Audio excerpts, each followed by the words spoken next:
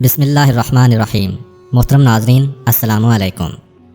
اہل سرسار کی ایک قوم جسے قوم سبا بھی کہا جاتا ہے، اللہ تعالیٰ کی بے شمار نعمتوں کے اندر زندگی گزار رہی تھی۔ یہ قوم ایک عظیم تہذیب و تمدن کی مالک تھی۔ حضرت داؤد علیہ السلام اور حضرت سلیمان علیہ السلام کی باعظمت حکومتوں کے بعد ان کی حکومت زبان زدے خاص و عام تھی۔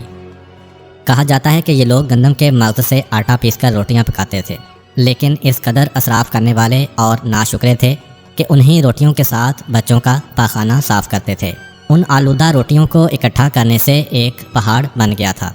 ایک صالح شخص نے وہاں سے گزرتے ہوئے ایک عورت کو دیکھا جو روٹی کے ساتھ بچے کے پاخانے کے مقام کو صاف کر رہی تھی۔ اس شخص نے عورت سے کہا، تیرے اوپر افسوس، خدا سے ڈر، کہیں ایسا نہ ہو کہ خدا تیرے اوپر اپنا غضب ڈھائے اور تجھ سے اپنی نعمت چھین لے۔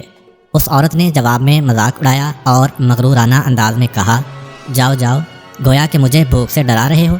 جب تک سرسار جاری ہے مجھے بھوک سے کسی قسم کا کوئی خوف نہیں ہے۔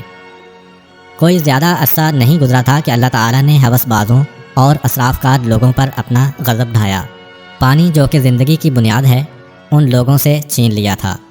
قحط نازل ہوا، بات یہاں تک پہنچ گئی کہ ان کی ذخیرہ کی ہوئی تمام غذا ختم ہو گئی۔ آخرکار وہ مجبور ہو گئے کہ انہی آلودہ روٹیوں پر ٹوٹ پڑیں جو ان لوگوں نے اکٹھی کر کے پہاڑ کے مانند ڈھیر لگایا ہوا تھا، بلکہ وہاں سے روٹی لینے کے لیے صف لگتی تاکہ ہر کوئی وہاں سے اپنے حصے کی روٹی لے سکے۔ کفران نعمت، قحط اور ان کی بدحالی کے بارے میں متعدد روایات موجود ہیں۔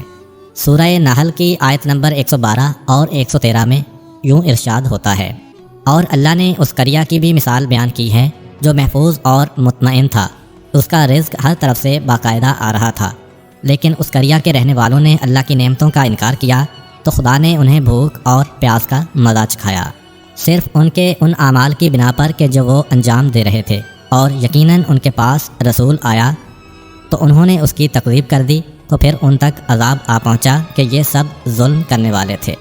اسی قوم سبا کے بارے میں ایک اور واقعہ بیان ہوتا ہے کہ ان لوگوں نے اپنی زراعت کو بہتر طور پر کاشت کرنے کے لیے پانی ذخیرہ کرنے کی خاطر بلک کے دو پہاڑوں کے درمیان ایک بہت بڑا بند معرب تعمیر کیا ہوا تھا۔